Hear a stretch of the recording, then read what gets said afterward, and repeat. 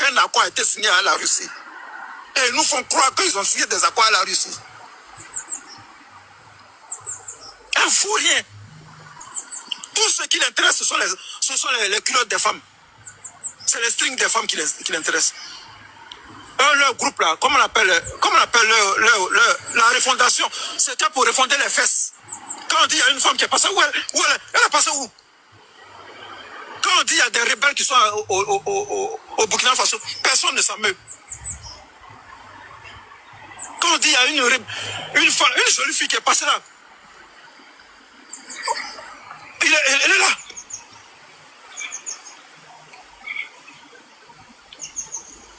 Toute sa vie, c'était les femmes. Gbagbo, toute sa vie, il était dans les culottes des femmes.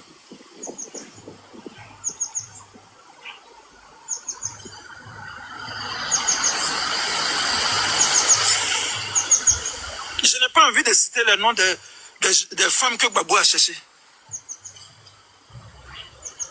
Tout le monde sait ce que Gbagbo a fait en matière de femmes. Va dans les régions. Quand il arrive dans une région, il faut qu'on cherche une femme pour lui. Ces femmes, toutes les femmes, Gbagbo. Quand tu étais jeune là, tu n'as pas cherché femme.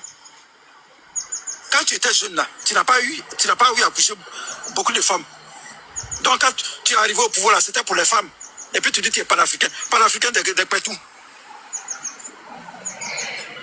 Pétou-fricain. C'est pas panafricain, mais tu es Pétou-fricain. C'était les femmes.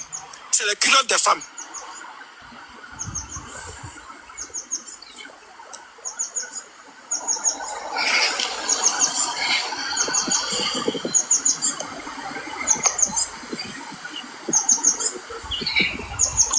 Gbagbo est resté dans l'affaire des femmes jusqu'à aujourd'hui. Jusqu'à aujourd'hui. Mettez le cœur, l'imbécile qui met, les têtes de moi là, je vais le bloquer après. La vérité fait mal, non? La vérité fait mal. Gbagbo, jusqu'à aujourd'hui, Gbagbo est resté dans l'affaire des femmes. Jusqu'à son affaire des femmes, même a divisé ses militants. Mais ce n'est pas son problème, il s'en fout. Il est couché là-bas chez Nadi Baba. Personne ne sait où il vit, on ne sait même pas dans quel quartier là, si c'est la Makori résidentielle ou bien toi tu dis qu'elle est la Cocody. On m'a appelé, il y a un gars qui a dit que non, elle est la Cocody. On ne sait pas de quel côté de Cocody. Toute sa vie là, c'est femme. Jusqu'à aujourd'hui, on est en train de faire parler. Tous les pro-Gbagbo là se font parler entre eux parce que Gbagbo veut divorcer. Parce que Gbagbo est revenu de la haie avec une nouvelle femme, Nadi Bamba, qui se trouve être l'ex de Soro Guillaume et de Ahmed Bakayoko. Et on parle, on dit, nous sommes des lutteurs de foyer. Vous là-bas, là, vous êtes des patousards. Vous êtes des doigteurs de femmes. Vous doigtez les femmes là-bas. Vous mougoussez les femmes là-bas. Ces femmes là, vous êtes restés. Et puis les rebelles vous ont arraché le pouvoir. Et puis Ouattara vous a arraché le pouvoir. Parce qu'ils savent que Gbagbo aime femme.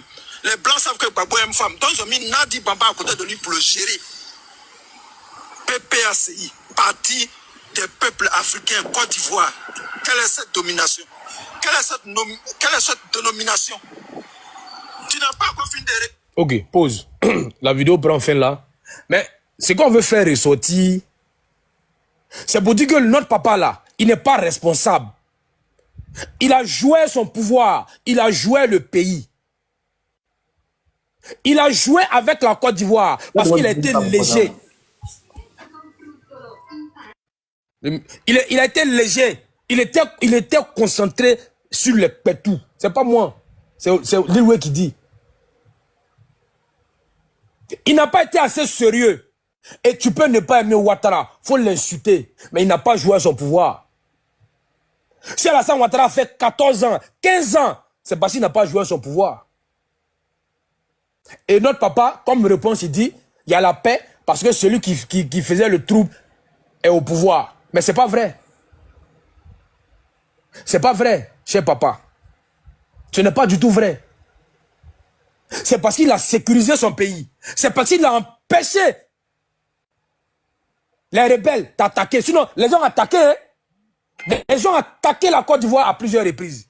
Mais c'est parce que le président qui est là, il est responsable. Il est sérieux. C'est un commandant en chef. Il n'a pas joué à son pouvoir. Il n'est pas rentré dans les scandales de fesses, dans les scandales de Petou. Vous connaissez un scandale sur Ouattara pour une affaire de femmes? Vous avez bien entendu en 14 ans ou bien depuis 90 qu'il est en Côte d'Ivoire que Alassane Ouattara entretient des relations avec telle femme. C'est ça un homme. Il est discret. Il est sérieux. C'est un chef. Un chef là, il ne descend pas dans la boue. Et c'est ça que vous ne voulez pas dire aux gens. Vous avez déjà vu Alassane Ouattara dans un scandale de fesses? Ça vous fait mal. Mais ce qui me plaît, en 2025 là, les pro-Simone, ils vont faire payer ça cash à Laurent Gbagbo. L'humiliation. Ce que vous ne savez pas, vous causez à 20, 30, 40, 50, à 1000 partisans, ou un partisan de Simone Gbagbo. Nadi Bamba, ils vont lui faire payer ça cash. Ce que Gbagbo a fait à Simone là, les pro-Simone vont faire payer ça cash à Laurent Gbagbo. Si Simone, c'est-à-dire qu'ils seront prêts même à voter pour Alassane Ouattara, pour empêcher Gbagbo d'être président. Je vous le jure. Ce que j'ai dit là, c'est pas, c'est-à-dire que s'il y a des pro-Simone dans le live, ce que je dis là, ils ne vont pas me contredire. Voilà, regardez en bas. Regardez en bas. Destiné. Kevin, tu n'es pas pro-Simone. Destiné là, c'est sur un live de pro-Simone, on s'est croisés. Mais toutes les dames qui sont montées pour défendre Simone, elles ont dit, je préfère voter Ouattara. Parce que jamais elles vont accepter que Nadi Bamba devienne première dame de Côte d'Ivoire. Kevin, tu n'es pas pro-Simone. C'est comme il n'y a pas de toi pour une affaire de PDCI. Mais les pro-Simone là, cause 3, 4, 5. Tu vas voir ce qu'elles vont te donner comme réponse. Parce que elles se sentent blessées. Elles sont des femmes. Et elles se disent, ce qu'on a fait à leur maman là, elles peuvent être victimes de ça. Donc elles vont pas cautionner. Mais Simone a parlé dernièrement là. Vous avez écouté ce qu'elle a dit? Elle dit, ce qui s'est passé à la réponse, c'était une humiliation. Elle dit, en plus, devant ses enfants. Les gars, on fait politique souvent, hein. Mais posez la question sur les panels là, à 50 ou bien à 20 pro-Simone. Elles vont jamais voter Laurent Gbagbo. Parce que voter Gbagbo, ça veut dire qu'elles vont tuer encore les mamans une deuxième fois. Elles vont humilier encore Simone Gbagbo une deuxième fois. Parce que ce qu'il a fait à Simone, elles vont lui faire payer ça cash. Il y a une qui est montée, dit, je n'ai jamais aimé Ouattara. Mais 2020 là, si Simone n'est pas, j'allais voter pour Ouattara. Mais Nadi Bamba, jamais il va accepter qu'elle soit première dame de Côte d'Ivoire. Je ne suis pas dans la manipulation. Je ne suis pas dans la manipulation. Mais quand tu écoutes les pro-Simone, ça dit que elles vont faire palabre. Et les femmes là, je fais confiance aux femmes. Elles vont faire palabre de leur maman. Kevin, c'est 1000 euros, c'est 2000 euros, c'est 3000 euros. Elles vont voter pour Ouattara. Rien que Nadi, pour empêcher Nadi Bamba d'être première dame. Et je te le jure, tu vas voir, on est là. Parce que pour elle là, aller voter Laurent Gbagbo. D'abord, Simone dit, depuis qu'il est rentré, ils se sont parlé une ou deux fois. Ça fait près de 2 ans, 3 ans, ils ne se parlent pas. Et puis des pro-Simone là, elles vont se lever pour aller voter PPACI. Ils ont boycotté l'investiture de Simone à Benoît. Ils ne sont pas partis. Tu penses que les pro-Simone ils sont bêtes quand l'opposition est unie? L'opposition est unie et puis il n'y avait pas de représentants de PPACI à Benoît. On sait tous que c'est Nadi Bamba qui gère le PPACI. On le sait tous. C'est elle qui tire les ficelles. Et il y a une bataille entre elle et Simone. Et vous allez voir en 2025. Merci, Destiné. Kevin, content-toi sur Thiam. Affaire les PPACI, il faut laisser. Parce que tu ne maîtrises pas le dossier. Les concernés même là. Et quand tu lui poses la question, tu lui poses quoi? Tu dis, ce qu'il a fait à notre maman, on ne va jamais lui pardonner ça. Ouattara n'a qu'à mourir au pouvoir. C'est mieux que Nadi Bamba va être première dame de Côte d'Ivoire. Et quand des femmes te parlent comme ça, mais ça t'interpelle. Quand elles te parlent comme ça, tu comprends. Et pareil pour les problèmes Goudé. Elle dit, on préfère voter Ouattara. Mais on va jamais accepter l'humiliation qu'a subi notre leader Charles Blé Goudé. Mais c'est la même chose pour les Soroïs. Vous avez déjà vu un Soroïs dire qu'il va voter pour Ado. Un Soroïs préfère voter pour Gbagbo. Un Soroïs préfère voter pour Thiam. Mais jamais un Soroïs va vouloir voter pour Ado. Parce qu'ils font parler de Soro. Pourquoi vous pensez que les Soroïs sont prêts à voter pour Gbagbo et puis les pro-Simone ne peuvent pas le faire, ne peuvent pas voter pour Ado. C'est la même chose. Vous ne voyez pas les généraux à mettre sur les réseaux quand ils parlent de Ado. Mais j'étais avec Ado avant. Vous ne voyez pas sur les parler quand ils parlent de Ado. Vous ne voyez pas les Soroïs parler de Ado. C'est la même chose avec les pro-Simone. C'est la même chose avec les pro-Blé Goudé. C'est la même chose. Ils ne vont jamais pardonner ce que Gbagbo a fait à leur leader. Et quand on dit ça, c'est la vérité.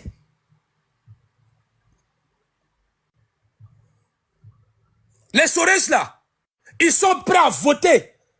Ils seront prêts à voter pour un opposant, mais ils ne vont pas voter pour Alassane Ouattara. On n'est pas en train de faire de la récupération. On est en train de dire ce qui est. Et Dieu merci, on est sur Twitter, on cause des gens. Il n'y a pas une pro-Simone qui parle bien de Gbagbo, il n'y en a pas.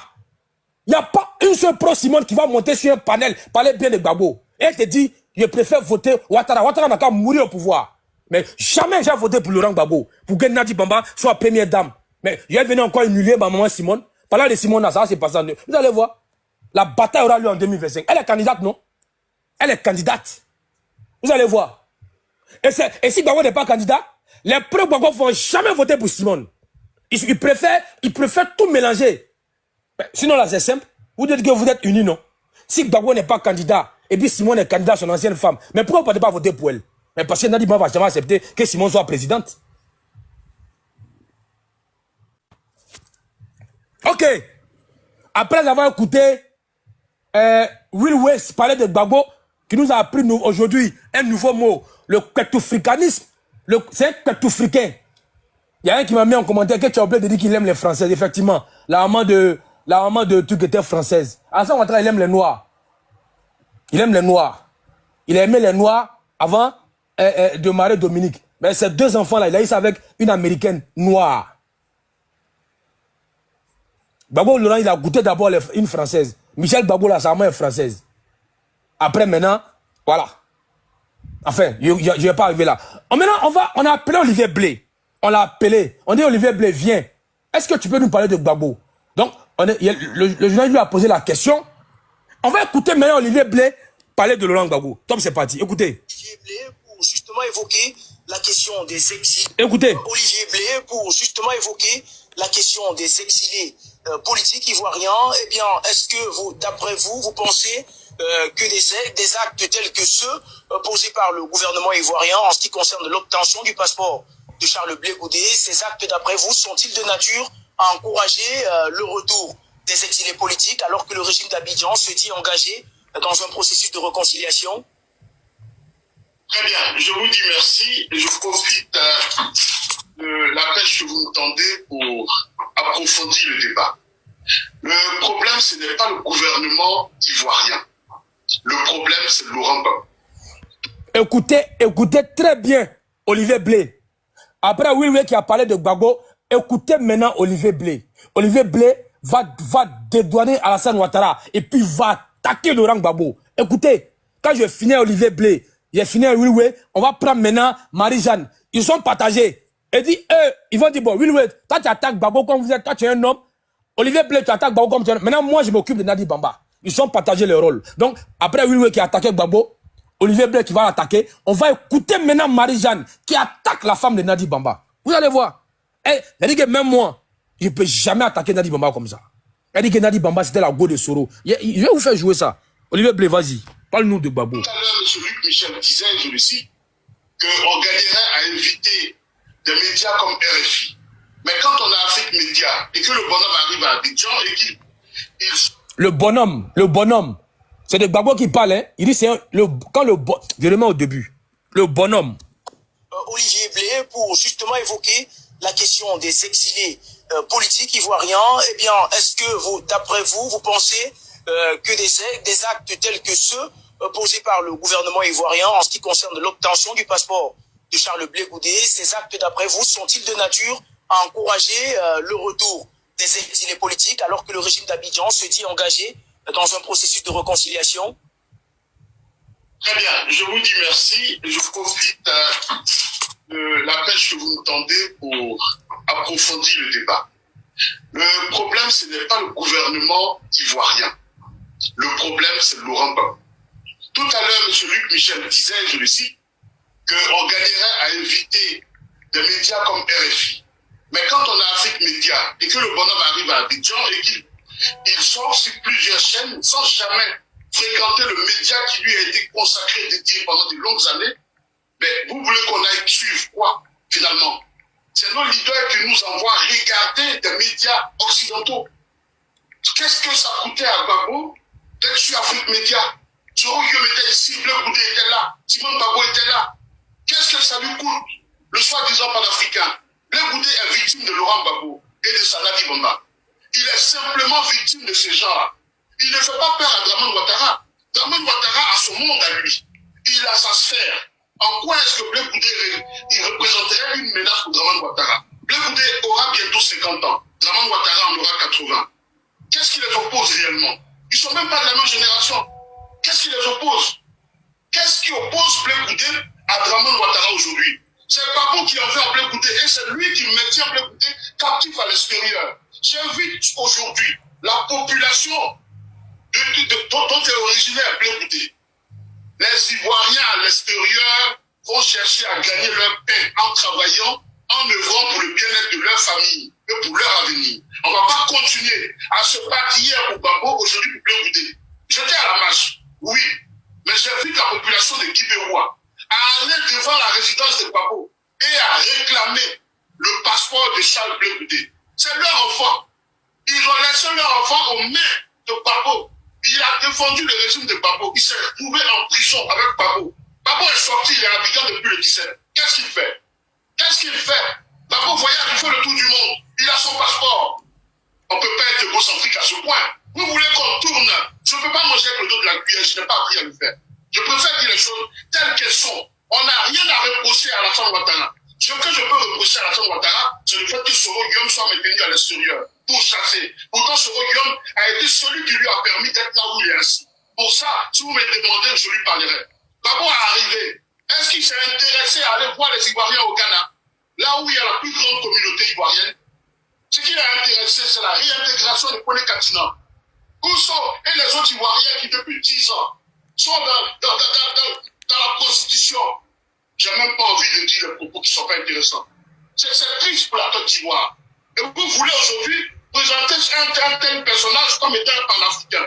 Un homme qui a honte des médias africains. Gbagbo n'est pas un panafricain.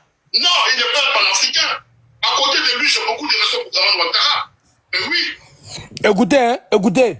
C'est Dieu qui est en train de faire parler de Adogo. C'est-à-dire qu'il dit, il n'a rien à reprocher à Alassane Ouattara. C'est lui là qui parlait de... C'est-à-dire que c'est pas une vidéo de 1902, 1990, c'est pas une vidéo de 2000, de 2010, de 2015. C'est pas une vidéo de 2019. Regardez comment il parle de Gbagbo. C'est-à-dire que même nous là, on ne parle pas de Gbagbo comme ça. Mais c'est ceux-là aujourd'hui là, qui se promènent sur les panels et puis ils appellent hein, à une guerre en Côte d'Ivoire, à une rébellion. Ils appellent à l'extermination hein, de tout le peuple du Nord.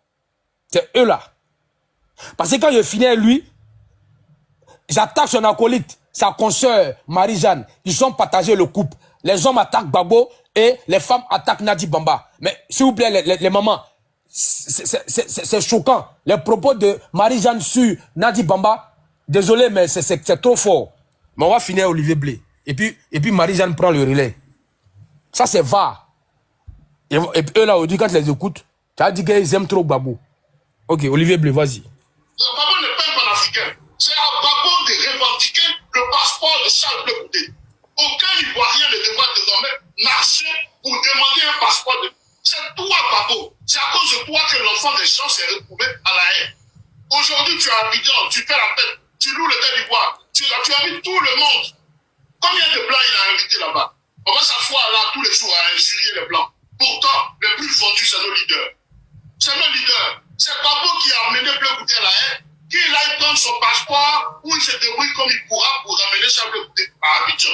Quand le tour de Soro sera venu, on demandera le compte à Ouattara. Pour là, on parle de Bleu Goudé, et il faille à Gbagbo de faire les manœuvres pour aller chercher Bleu Goudé.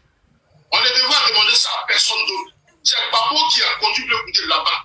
Il faut qu'il assume sa part de responsabilité. Lui qui se plaît de ce que Bleu Goudé se permettrait de demander pardon. Et oui, il doit demander pardon parce qu'à son appel, des Ivoiriens sont morts. À son appel, des Africains sont morts. Oui, qu'importe qu'il ait raison ou tort, mais il faut savoir raison garder un moment et se dire, j'ai appelé des gens dans la rue et des gens sont morts. À leur mémoire, je demande pardon. Il faut être capable de... J'ai appelé les gens dans la rue, les gens sont morts. J'ai appelé les gens dans la rue, les gens sont morts. C'est très important, cette partie. J'ai appelé des gens dans la rue, les gens sont morts. C'est ce qu'ils veulent faire en 2025. Mais vous allez mourir cadeau. Parce qu'Olivier Blé, il est en France, là-bas, avec sa femme. Il mange, il dort, il baise.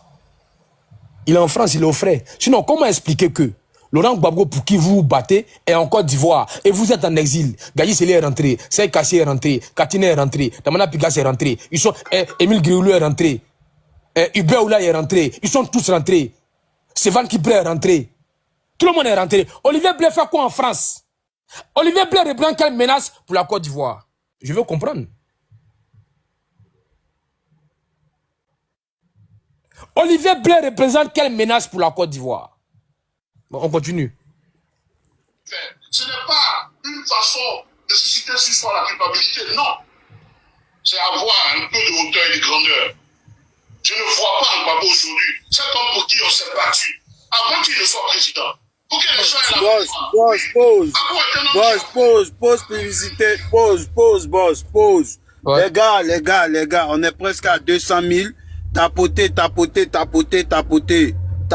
Il y a encore d'autres papos, hein. Si vous voulez écouter, il y a encore d'autres framponnements qui arrivent. Donc tapotez fort, s'il vous plaît. Tapotez. Allez-y, boss, allez-y. Pour toute la Côte d'Ivoire, pendant longtemps, pendant de longues années, même ceux qui sont aujourd'hui post-euro, c'est des gens qui hier ont battu pour Gbagbo. Ceux qui sont allés dans la rébellion ont battu pour Gbagbo. Tous les Ivoiriens, à un moment de leur parcours, de leur cursus, ont bataillé pour Gbagbo. Qu'est-ce que Gbagbo sert aujourd'hui aux gens? Qu'est-ce qu'il sert aux Ivoiriens? Qu'est-ce qu'il sert aux Africains? Qu'est-ce qu'il sert? J'ai mal. Pourquoi je parle aussi fort? Parce que quand je parle, je vois les nombreux corps qui jonchaient les rues en Côte d'Ivoire pour protéger le régime de Gbagbo. Je vois les nombreux morts, des gens qui ont été écrasés sur le pont Fouet-Boigny en 2000, à l'appel d'Abdourahmane Sangaré, qui était le lieutenant de Gbagbo, pour que Gbagbo ait le pouvoir. Qu'est-ce que Gbagbo a apporté aux Ivoiriens? Qu'est-ce qu'il apporte aujourd'hui? A-t-il fini avec la crise ivoirienne pour nous parler de panafricanisme?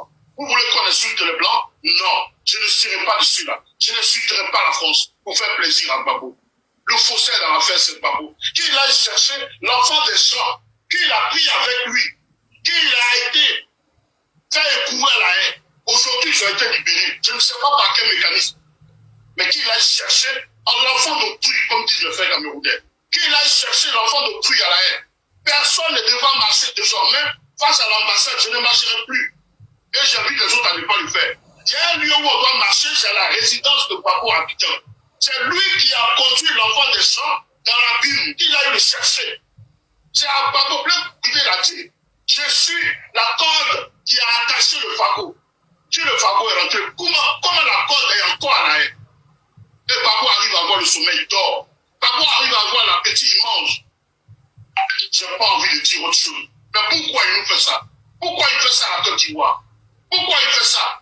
Quel était le besoin, la nécessité de créer un parti politique panafricain? Quel était le besoin, la nécessité de faire une si grande fête? Vous pensez qu'on n'est pas au courant de la même mise de ce que Ouattara a fait pour lui? Gbagbo aujourd'hui, c'est un homme soumis. Oui, soumis par ses mauvais choix. Il avait tout pour rester debout. Mais c'est un homme aujourd'hui qui marche en pointillé. C'est un homme aujourd'hui qui a accroupi de par son propre fait. On a risqué nos vies. Le live est signalé. Soma, dis au gars, le live est signalé. Restriction. Le live est signalé. Voilà. Où on était pratiquement à 400. Voilà, ça retombe. Le live est signalé. Voilà. Je viens de voir la restriction. Les gars sont en train de signaler le live. Si vous voulez que ça continue là, continuez de tapoter, continuez de partager. Je suis en mode framponnement, donc je ne regarde pas les demandes. Voilà. Je ne regarde pas parce que je suis lancé. Voilà. Soma, dis aux gars de tapoter et de partager. On va prendre les demandes après. Voilà. Je vois beaucoup de demandes, mais je ne sais pas qui en va. Les gars, vous aussi, vous voulez écouter Gberet, mais vous ne voulez pas tapoter. Ils veulent pas envoyez tapoter. Les fleurs, tapotez voilà. S'il vous plaît, tapotez, envoyez les fleurs. Envoyez les fleurs à l'autre, envoyez les fleurs pour... C'est pour protéger le live, s'il vous plaît. Non, faites un effort, faites un effort, s'il vous plaît. Thomas, on fait une pause de 2 minutes. Ils n'ont qu'à tapoter et partager. Tapoter et partager. Ceux qui ont des fleurs, envoyées pour sécuriser. Allons-y qu'à 200 000 tapotages et puis continuer de partager. Il y a 300 partages, c'est bon. le plus croustillant, ça vient. Ça vient, c'est pas fini. Continuez de partager. Il y a plus de 300 personnes. Partagez et tapotez. Allons-y à 200 000. On va sécuriser et puis on continue. Merci. Merci, le Renoir de Toulouse. Merci, frère. Voilà. Tapotez et partagez, s'il vous plaît. Merci beaucoup, merci. Voilà. On va continuer. Je salue ce soir la mémoire de Maïliba. Oui, cette pauvre dame qui est morte, qu'est-ce que papa lui a apporté? 1000 euros. 1000 euros. Il n'a même pas été à ses funérailles. Papa est insultant pour toute la Côte d'Ivoire. Papa est insultant pour toute l'Afrique. Aucun Ivoirien ne devrait se lever aujourd'hui pour marcher après Papa. C'est un homme qui ne mérite pas, sincèrement, qu'on ait compassion pour lui, qu'on ait de l'attirance pour lui. Il ne mérite pas notre amitié, il ne mérite pas notre respect. Il y a eu trop de morts pour Papa. Pour que Papa nous serve, c'est cela qui nous sert. Il n'y a personne qui s'intéresse à sa vie de couple. Non. S'il garde sa vie de couple dans sa chambre, personne n'ira. On est fatigué de la fertilisation qu'il a donnée à la Côte d'Ivoire. On est un peu exaspéré. Oui, aujourd'hui, ça plaît à mes frères du GPS. Parce que Papa va dire sur le Guillaume, ne vous laissez pas berner. Ne vous laissez pas berner. Il n'a pas été à la hauteur pour revendiquer le retour de Charles Blé Goudé. Il ne fera rien pour Soro Guillaume. S'il parle de Soro Guillaume, ce ne sera pas en faveur de Soro Guillaume, mais ce sera pour le malheur de Soro Guillaume. Je peux m'arrêter là. Ok. Vous avez écouté Olivier Blé. Voilà. Écoutez encore Olivier Blé, et puis nous, on va continuer. Voilà. Comme je dis, les hommes parlent des hommes, et puis les femmes parlent des femmes. Écoutez encore Olivier Blé. Merci, merci pour tous ceux qui envoient des fleurs. Merci pour tous ceux qui tapotent. Merci beaucoup. Merci les pour tous gars, ceux qui envoient on des a fleurs. 200 000, vraiment, bravo les gars, bravo. Voilà, On fait là merci. 250 000. Allons, objectif 250 000 Voilà. dans des tapotages, les gars. Soma, Vous êtes Soma, formidables. Oui, Soma, oui, boss. faut bloquer John, faut le bloquer. Regarde son commentaire, faut le bloquer. C'est ton président, je ne peux pas, Ouais, mais bloquer le président. il faut C'est lui qui te donne à manger, c'est lui qui te donne à manger, et toi tu nous donnes à manger. Si on le bloque, c'est pas bon. Non, on dit quand tu viens dans Star, on t'allume. Il faut le bloquer. Il faut, c'est mon président, mais aujourd'hui là, c'est pas bon. Il n'y a pas de souci. Il n'y a pas de souci. Il faut le bloquer. Les gars, allons à 250 000, allons à 250 000 cas, s'il vous plaît. Vous êtes formidables. Écoutez Olivier Blé, écoutez-le. Olivier Blé, écoutez-le. Le président Laurent Gbagbo fera une sortie contre Charles Blé Goudé. Je préfère vous le dire. Ne soyez pas choqués. Et si vous entendez Gbagbo parler, ce ne sera pas lui. Mais ce sera au travers de Gbagbo. Vous devez voir Stéphane Kipré, mais surtout Dame Nadi Bamba, qui lui a intimé l'ordre de faire une apparition publique et de dénoncer Charles Blé Goudé. En clair, je l'interprète comme si elle lui demande de jeter Charles Blé Goudé à la vindicte populaire. Parce que Laurent Gbagbo serait détenteur d'un aura que seuls les Ivoiriens lui reconnaîtraient. Et que lui, quand il bénit, on est béni. Et quand il maudit, on est maudit. Ivoirien, mon frère, Ivoirien, ma soeur. Le Laurent Gbagbo que tu as connu hier, pour qui tu t'es vaillamment battu, pour qui tu t'es levé, pour qui tu as arpenté les rues, les hameaux, tous les chemins, ce Laurent Gbagbo n'est plus. Il est fini. Parce que malheureusement, il est soumis à une gamine qui agit par caprice. Et au nom de ces caprices, elle invite notre leader, notre fétiche, notre leader incontesté, à faire un acte d'amener. J'en ai assez dit, je vous reviendrai. Merci, chez vous. Ok. Soma. Bon, Soma, je vois, il y a Parigo en bas. Fais-le monter, non. Peut-être il veut passer. Fais-le monter. Ok. On fait une pause avant de continuer le framponnement. Fais-le monter. Ok.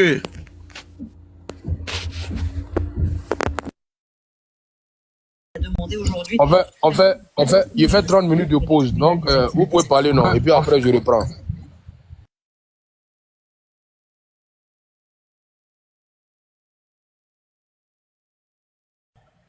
Ouais, président Parigo, tu Oh, peux parler. bonsoir. Tu peux parler.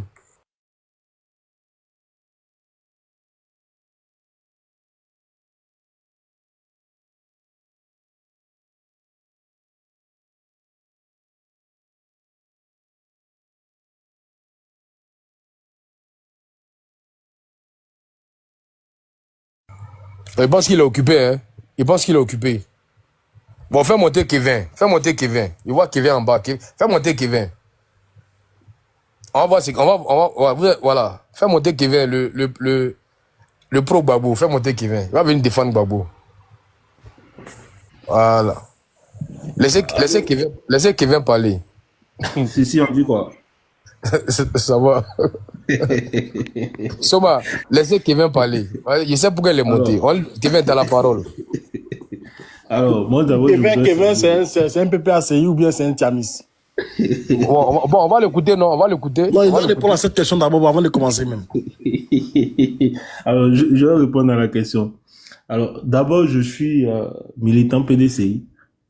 Voilà, et je suis opposant politique. Donc, je pense que Laurent Gbagbo est un opposant politique. D'abord, je voudrais rappeler, je salue déjà la rencontre qui s'est tenue hier à Zone 4 entre les députés PPACI et PDCI. Voilà, je pense que, comme on le dit, ça travaille en coulisses, sûrement où on pourra peut-être aboutir, pourquoi pas, à une alliance électorale pour 2025.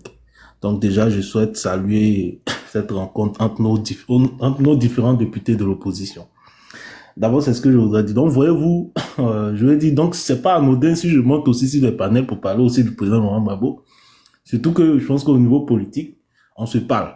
Voilà, bien entendu. Et puis, bon, pour des questions, donc, de justice, faut aussi monter aussi parfois pour apporter la contradiction. Sinon, ça devient un panel monocolore.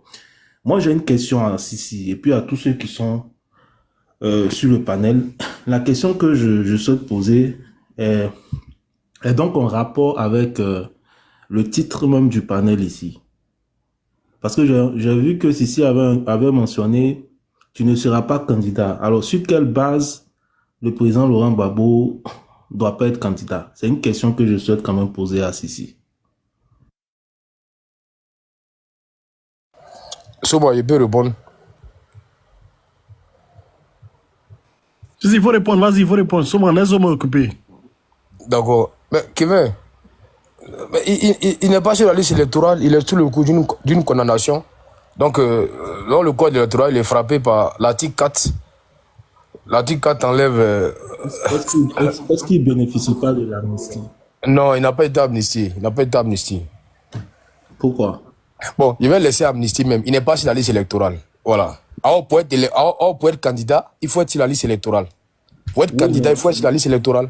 Oui, mais moi, je souhaite quand même revenir sur le point de l'amnistie, là, parce que c'est en vertu, donc, de la condamnation, on a dit, mais je pense qu'il a quand même été amnistié. Il a été amnistié quand? Ben, au même moment que le Kone Katina, là, non? Non, il n'a pas été amnistié au même moment que Katina. C'est Soul to Soul, Simone Gbagbo et Katina. Je pense qu'il y a 3 personnes en 2018 qui ont été amnistiées. Alors, moi, j'ai un problème. Pourquoi? Parce que, figure-toi que hier, en regardant dans le code pénal, je crois que c'est l'article 108, je ne sais plus trop, hein, je me suis facilement retrouvé. On nous dit que l'amnistie éteint l'action publique. Alors, on nous dit l'amnistie éteint l'action publique. Donc, la question que moi je me pose, c'est comment une action publique est-elle éteinte?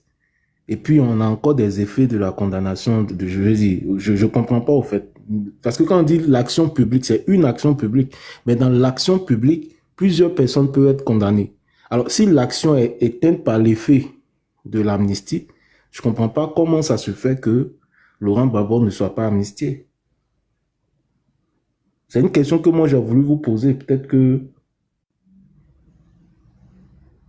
il y a quelqu'un qui dit amnistie et grâce c'est différent. Oui, je sais que c'est différent, mais là je parle d'un article du code pénal qui dit que l'amnistie éteint l'action publique. L'amnistie éteint l'action publique. Alors, si Laurent Gbagbo est condamné, c'est bien parce qu'il y a eu une action publique. L'action publique, c'était pour des faits de les poursuites de braquage de la BCAO et consorts. Maintenant, si on a amnistié Katina, Ça veut dire que par le fait même d'amnistier Katina, ça a eu pour effet d'éteindre l'action publique. Donc si ça éteint l'action publique par ricochet, l'action n'existe plus. Ça, c'est le code pénal qui le dit au fait. Donc, à partir de quel moment, finalement, on pourrait dire, en vertu de notre loi, que Laurent Gbagbo ne soit pas amnistié? Je vois, il y a tonton Guizot qui est monté, qui est apparemment juriste. À quel moment, finalement, on pourrait dire, en vertu de notre loi, que Laurent... Alors, attention, je vois des personnes qui tonton, permets-moi, tu vas parler. Alors, à défaut même d'avoir fait la lecture de cet article-là, je crois, du code pénal, je me suis rendu sur le site du Sénat français. Alors, le site du Sénat français si vous allez sur le site du Sénat français, vous allez constater. Alors, ils ont bien détaillé tout ce qui allait dans le sens de la constitution d'une amnistie ou d'une grâce présidentielle. Alors, ils ont bien détaillé, hein. Vous allez voir, ils ont même fait une étude comparée entre toutes les grâces présidentielles dans toutes les législations au niveau de l'Allemagne, de la Grande-Bretagne, je crois du Portugal, d'un certain nombre de pays. Alors, c'est intéressant, pourquoi? Parce que il y a quand même deux éléments. Il y a le droit romano-germanique, déclinaison, dont nos systèmes juridiques émanent, et puis il y a les systèmes anglo-saxons de common law. Donc, je vais dire, dans le titre comparatif, quand même, je vais dire, on a ces éléments, c'est-à-dire, on a quand même des pays comme la France, la Suisse, le Portugal, etc. Et puis, on a l'Angleterre aussi, qui a le système de common law. Mais là, je vais dire, au niveau du Sénat français, ils arrivent au résultat que, bien évidemment, l'amnistie a une portée générale. Elle a une portée générale, disons même collective, etc. et tout ça. Donc, je comprends pas trop. Hein, peut-être tonton Guizot, qui est juriste, pourra peut-être m'éclaircir sur la question. Et même, à la différence de la grâce présidentielle, qui a, elle, a une portée individuelle. Mais bon, ils ont constaté que de plus en plus, bien évidemment, ça a tendance à évoluer pour avoir une portée beaucoup plus générale. C'est pour ça que vous constatez qu'au soir des fêtes de fin d'année, le président décide de faire une grâce présidentielle pour un certain nombre de prisonniers. Mais en réalité, c'est pas comme ça que ça devrait fonctionner. Voilà, vous n'allez pas voir Macron faire pareil. Par exemple, dans la législation, normalement, elle a une portée individuelle. C'est-à-dire, on fait une grâce pour des individus ciblés spécifiques. Voilà. Par contre, l'amnistie a une portée générale. Pourquoi? Parce qu'elle éteint l'action publique. L'amnistie éteint l'action publique. Donc, ça veut dire que tous ceux qui sont concernés par l'action publique, en principe, bénéficient automatiquement, je dirais, de la loi d'amnistie. Donc, moi, voilà la question que je souhaite poser, ou le débat que je souhaite poser concernant donc cette question. Je vois tonton Guizot est là, il pourra peut-être répondre. Merci.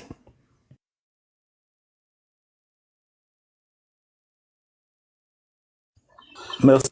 Ça a quitté parler, Beira. Ça a quitté parler. Vas-y, vas-y. Ok, mais avant que tonton Guizot ne parle, Beira, dis aux gens de tapoter. On parle à 250 000. Tapoter. Le live est signalé. Tapoter, voilà. Les de Kevin sont venus signaler le live. Tapoter le live. Ouais, c'est Kevin même qui signale le live. C'est Kevin qui signale le live même. Donc, tapoter, les gars. Tapoter. Docteur Kevin.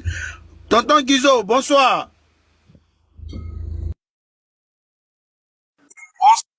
Je salue tout le monde, sans exception. Bon, merci bien de m'avoir tendu la perche, Kevin. Alors, je souhaiterais d'abord te poser une simple question de départ, parce que, comme dirait l'autre, pour se comprendre dans une conversation, il faut être tous au fait des définitions qu'on met dans les expressions qu'on utilise. C'est quoi l'action publique, selon toi? Alors, l'action publique, c'est l'action du procureur de la République. On va dire des magistrats, on va dire, très souvent, on dit des magistrats debout, à la différence des magistrats assis, qui a pour but donc de préserver les intérêts de la collectivité. Voilà, donc c'est l'action généralement, c'est l'action du procureur, hein, l'action pénale, très souvent. D'ailleurs, je parle du code pénal. Hein. Alors, je vais même aller plus loin. Je donne l'article, c'est l'article 108 du code pénal qui nous dit que l'amnistie éteint l'action publique. Donc, c'est tout ce qui concerne les poursuites, etc. et tout ça.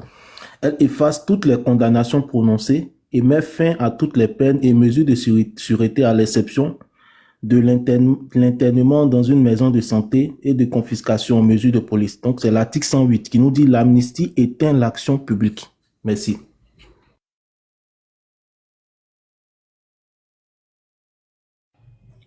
Je n'ai pas demandé à savoir quel texte de nos codes qui fait allusion à l'action publique.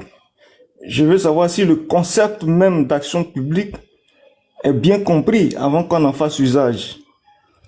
L'action publique, de la manière la plus simple possible, c'est la poursuite pénale.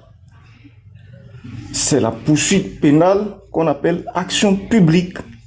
Parce que action appartenant au public, par définition, le public est représenté par le procureur de la République qui exerce l'action au profit du public.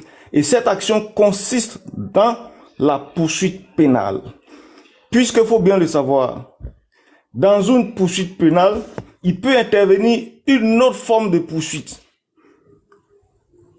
qu'on appelle l'action civile. Pour bien différencier, avant que le juge ne se prononce, on fait la différence d'abord. On dit, le juge va se prononcer d'abord sur l'action publique, c'est-à-dire sur la poursuite pénale exercée par le ministère public, c'est-à-dire le procureur de la République. C'est après s'être prononcé sur cette poursuite pénale que le juge en vient maintenant, si éventuellement il y a des parties civiles, à se prononcer sur ce qu'on appelle l'action civile, qui, elle, consiste à observer, à analyser la demande de réparation émise par une partie qui s'est joint à l'action du procureur de la République, donc qui est l'action civile. Il faut simplement savoir que l'action publique veut dire poursuite pénale. Et la poursuite pénale n'a jamais un caractère collectif. Elle est toujours individuelle. Même si au même moment, on poursuit 100 personnes, mais il faut savoir que chacun est poursuivi en raison de sa participation, en raison de sa contribution à l'action, à l'acte qui est poursuivi. Donc, la poursuite pénale ou l'action publique n'a jamais un caractère collectif. Quand bien même une amnistie est prise, il faut savoir qu'en raison du fait que la poursuite pénale est individuelle, l'amnistie, son contenu vise des personnes à titre individuel.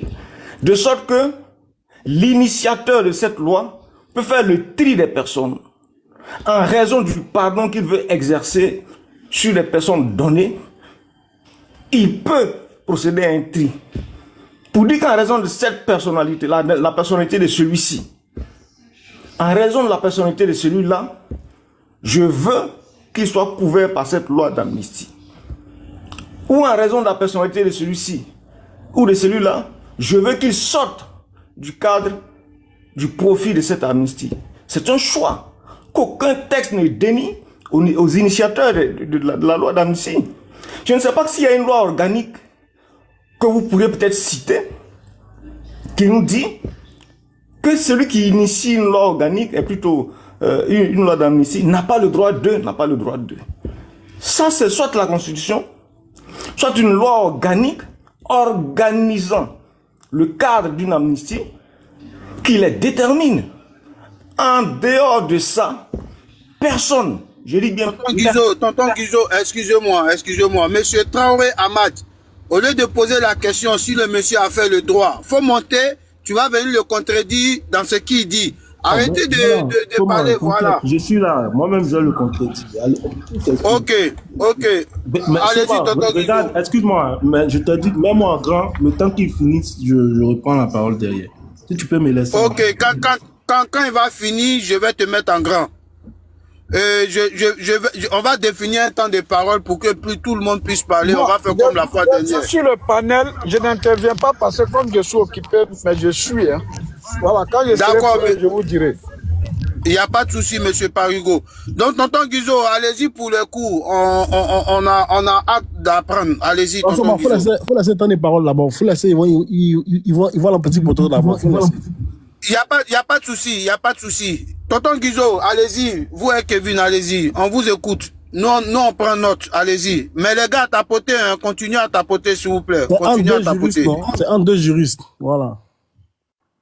Ça marche, ça marche. Rapidement, je voudrais dire, je vais résumer rapidement. Alors, il y a un important praticien qui fut d'ailleurs bâtonnier, qui est dans ces jours, il est magistrat, dans une des juridictions importantes, qui, au cours d'un entretien, nous a fait savoir qu'il y a une maxime chez les anglophones, notamment en Angleterre, qui dit « La loi peut tout faire aussi longtemps qu'il n'y a pas une disposition quelque part supérieure à elle, qui lui fixe les limites. C'est à la loi qu'il appartient elle-même de fixer ses limites. » Comme tu as envie de me, contredire, je m'arrête là un peu et puis j'attends. Ok, Kevin, vas-y, Kevin. D'abord, dans un premier T'as demandé laisse-moi en grand, en fait. Alors, dans un premier temps, il a dit beaucoup de choses. C'est du dilatoire, venant dire simplement que la poursuite pénale est individuelle, mais j'ai jamais dit que c'était collectif. Moi, je parle de l'amnistie. S'il vous plaît, j'ai une motion en 10 secondes, s'il vous plaît. Vas-y, président. Ce que le monsieur vient de dire là, c'est tellement grave. La loi ne peut pas limiter ses propres limites. C'est comme si vous disiez au juge de se juger lui-même ou de juger sa propre décision. C'est le peuple qui limite, ok, le champ d'action et d'interaction de la loi. Et donc, quand le peuple crée une loi, cette loi, elle est définie dans l'espace et dans le temps. Et ça, c'est très important, monsieur. Merci de l'intégrer. Merci, président. Alors, tout à l'heure, il a parlé du fait que... Mais c'est clair. Kevin, Oui. Kevin, Oui. tu me laisses comme toi, Oui, tu as répondu. vas-y, tu as... Réponds. Voilà. Alors, j'espère que... En fait, moi-même, je sais que c'est très difficile pour des profanes de saisir les concepts immédiatement quand on en parle. Il y a une difficulté d'abord à écouter et puis à saisir les concepts. Ça veut dire comprendre les concepts d'abord, avant même d'aller dans des développements. Je dis et je répète que le bâtonnier assis nous a dit une fois qu'il y a une maxime en Angleterre qui dit « La loi peut tout faire ». J'insiste. Et j'ai dit, avant de prononcer cette maxime, que si ce n'est la Constitution ou une loi organique organisant le cadre de la prise de cette loi, il n'y a aucune autre force qui puisse limiter la loi. Parce que tu sais pas, mon frère président Parigo, que la loi même, sa prise, dépend d'un organe compétent. Comme tu dis, si c'est le peuple qui limite la loi, il ne sait pas comment ce peuple-là la limite. C'est soit par la Constitution, ou soit par une loi organique. Mais par définition, tu dois savoir même que la loi est l'action du peuple, par le phénomène de la représentation.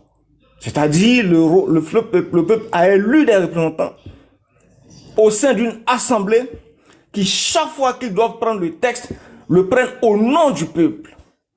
Donc, ce acte que prend le peuple par ses représentants n'a de limite que par lui-même imposé s'il n'y a pas de norme au-dessus de lui qui les lui impose. C'est aussi simple à comprendre. Merci.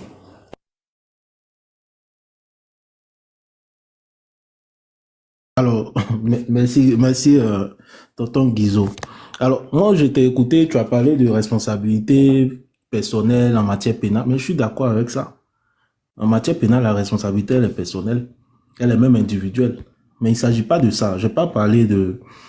C'est pas une question de responsabilité ici, c'est une question de loi d'amnistie, tout simplement. Et puis, tu as évoqué le fait que, concernant la loi d'amnistie, je vais dire...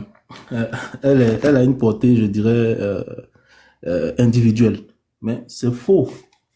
C'est faux dans la mesure où je dis, moi-même avant, d'évoquer cela, je suis sur le site du Sénat français.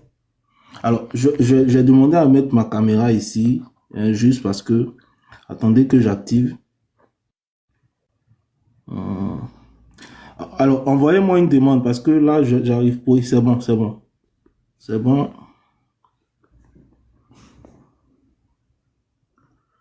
Alors, je suis sur le site du Sénat français. Vous voyez en haut là?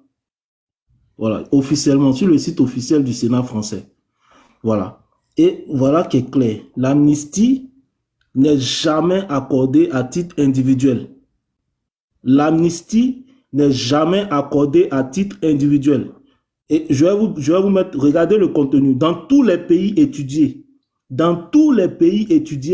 l'amnistie est collective. Dans tous les pays étudiés, l'amnistie est collective. Son champ d'application étant, là ça s'affiche pas, son champ d'application étant défini soit par l'infraction, soit par le quantum de la peine. Aucun pays ne reconnaît l'existence d'un dispositif similaire à l'amnistie par mesure individuelle. Voilà qui est clair. Voilà qui est clair. Donc, juste pour dire à tonton Guizot, tout à l'heure quand il s'est exprimé, il a dit clairement que l'amnistie avait une portée individuelle. C'est faux. Moi, je ne sais pas, hein, mais en tout cas, c'est pour ça tout à l'heure j'ai dit, c'est très important parce que dans l'étude que je viens de présenter là, c'est-à-dire on étudie l'amnistie non pas uniquement dans le champ français, mais au niveau international. C'est-à-dire on inclut des études dans plusieurs pays. Attendez, je vais monter, je vais vous afficher, vous allez comprendre. Vous allez comprendre, attendez. Vous allez comprendre.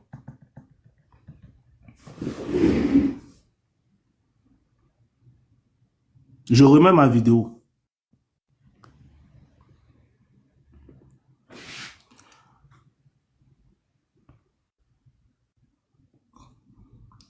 Vous voyez, Amnesty, Allemagne. Vous voyez l'Allemagne, je descends. Vous voyez l'Angleterre et les pays de Galles. Vous voyez la Belgique, le Danemark, l'Espagne, l'Italie. Je descends encore, hein, les Pays-Bas, le Portugal. Au fait, c'est une étude, au fait. La Suisse, etc. Donc, ce n'est pas une étude qui cible uniquement un pays. Et ils disent, dans l'étude qu'ils ont eu à faire, là, voilà le constat qu'elle a. Voilà comment l'amnistie a une portée collective. D'ailleurs, si je reviens sur l'article 108 du Code pénal, qui est clair, où on nous dit l'amnistie éteint l'action publique. Mais pourquoi c'est écrit que l'amnistie éteint l'action publique?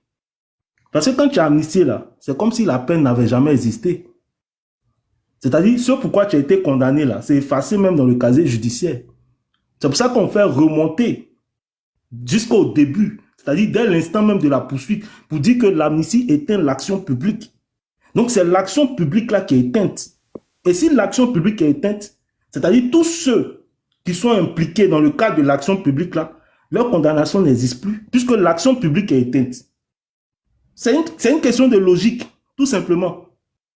C'est une question de logique. Il y a quelqu'un qui dit en bas que c'est écrit... En fait, c'est une étude comparée entre la grâce et l'amnistie. Tout à l'heure, ce que j'ai montré, c'était sur la question de... Comment j'ai dit ça? De l'amnistie. Et puis tout à l'heure, pour terminer, pour permettre à tonton Guizot de quand même d'apporter des réponses. Alors, il a parlé de son professeur... Bon,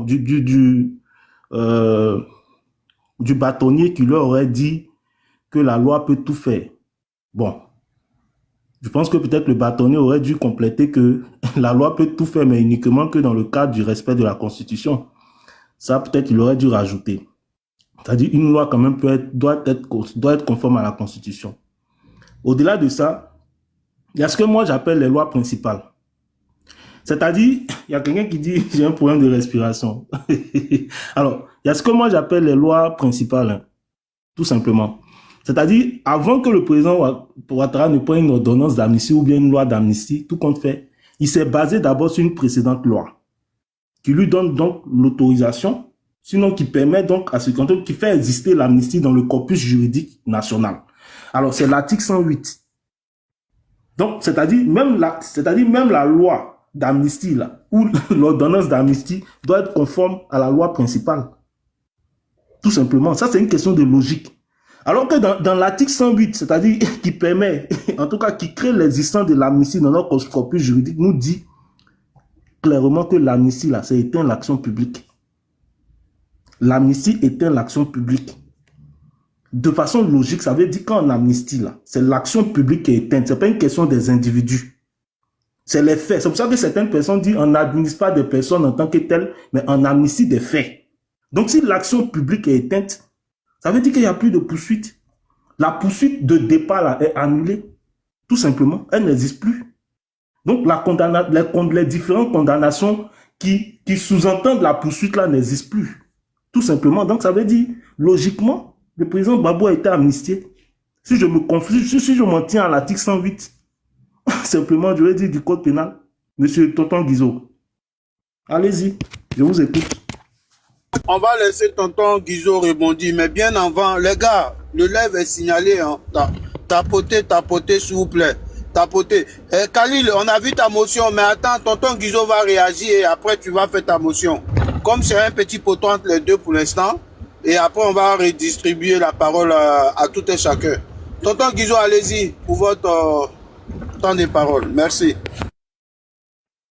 Merci beaucoup. Merci beaucoup. Alors, j'ai toujours dit que je crois aussi que c'est un des grands enseignants qui l'a dit. Il dit l'observation est la mère des sciences. L'observation, c'est quoi? C'est regarder, bien regarder quelque chose, écouter, bien écouter. Ça fait partie de ce qu'on appelle l'observation en général. Donc, quand on parle, il faut écouter. J'ai dit, tu as un problème avec les concepts pour commencer. Les concepts même t'échappent. Donc, forcément, tu seras embrouillé dans le développement. En croyant beaucoup parler, en croyant mieux dire beaucoup parler, tu vas t'embrouiller dans ton cheminement. J'ai expliqué de façon basique ce qu'on appelle l'action publique. Ça veut dire poursuite pénale. Ça n'a pas un esprit de regroupement. Il peut y avoir une action publique contre un seul individu qui commet un acte répréhensible au sens du code pénal. L'action publique, c'est le fait pour le procureur de saisir le juge au fin de vouloir faire condamner un individu soupçonné d'avoir commis une infraction pénale. En un mot, il faut dire la poursuite pénale. Parce qu'apparemment, le concept d'action publique, ça t'embrouille. C'est pour ça qu'il faut simplifier les choses. On dit, quand l'amnistie, quand le code dit que l'amnistie met fin à la poursuite pénale, il faut comprendre que ça n'a pas forcément un caractère collectif. Parce que je t'explique toujours, moi je veux seulement que tu comprennes les concepts, pour ne même pas, pour ton propre esprit, pour mieux le aérer. L'action publique, c'est la poursuite pénale exercée contre un individu ou un groupe d'individus séparément, parce que la poursuite pénale est toujours individuelle, même si on la fait contre plusieurs personnes soupçonnées d'avoir commis, d'avoir trempé dans la même infraction pénale. C'est ça l'action publique, c'est la poursuite pénale. Donc ça n'a pas un caractère collectif, ça dit que ça fait naître dans ton esprit un concept de collectivité, non. Ça veut juste dire poursuite pénale. Tu vois, maintenant, il faut savoir que dans la poursuite pénale, je dis que la poursuite est individuelle. Tu sors un document du Sénat français, moi je ne fonctionne pas comme ça. Parce que nous ne sommes pas dans des concepts théoriques. J'ai toujours dit à quelqu'un que le droit est une science qui obéit à des méthodes, c'est-à-dire à une technique. La technique de rédaction des actes. D'emblée, je t'avais dit que le bâtonnier assis nous avait dit que les Anglais disent que la loi peut tout faire. J'espère discuter avec quelqu'un qui a un esprit quand même suffisamment élevé. Il ne faut pas rabaisser le débat. Parce que je n'ai eu de cesse. Et d'ailleurs, quand Parigo est intervenu, je suis revenu pour lui faire comprendre qu'aussi longtemps qu'un texte qui n'est pas logé au-dessus de la loi, afin que comme texte cadre, celui-ci impose pour la prise de cette loi, le respect d'un certain nombre d'éléments, aussi longtemps qu'il n'y en a pas, alors cette loi, c'est elle qui fixe elle-même. C'est elle qui fixe elle-même ses limites. Sinon, la Constitution est au-dessus de la loi. S'il y a des bornes qu'elle fixe, la loi est obligée de s'y conformer. Mais au-delà, il y a des lois générales. C'est pas ce que ça veut dire. Il faut utiliser des concepts qui sont conformes au domaine où on discute. Hein. Qu'est-ce que veut dire loi générale? Je dis qu'il y a des lois, il y a la Constitution. En dessous de la Constitution, en termes de loi, on parle de loi organique. Et puis il y a les lois ordinaires. Une loi d'amnistie rentre dans le cadre de ce qu'on peut appeler une loi ordinaire. Voilà. Mais est-ce qu'il y a une loi organique en Côte d'Ivoire qui fixe les mécanismes et le contenu a priori de ce qui pourrait être une loi, une ordonnance d'amnistie? Est-ce que la Constitution qui est au-dessus de tout a mis des barrières à faire ou à ne pas faire pour la prise d'une loi d'amnistie? Au-delà de ça, je m'en moque de ce qui se dit aux États-Unis, je m'en moque de ce qui se dit en France, mais mieux si tu veux faire des, comment dire, des sorties de route ou bien quoi, d'aller chercher des preuves, je ne sais où, mais il faut au moins donner des choses qui conforment. Les gens titrent, on met, comment dire, décret de grâce, soit tu dis oui, loi d'amnistie, après tu dis non, c'est dans le cadre d'une étude combinée, mais il faut être précis. Hein. D'ailleurs, moi, je mets ça, tout ça de côté. Je me base.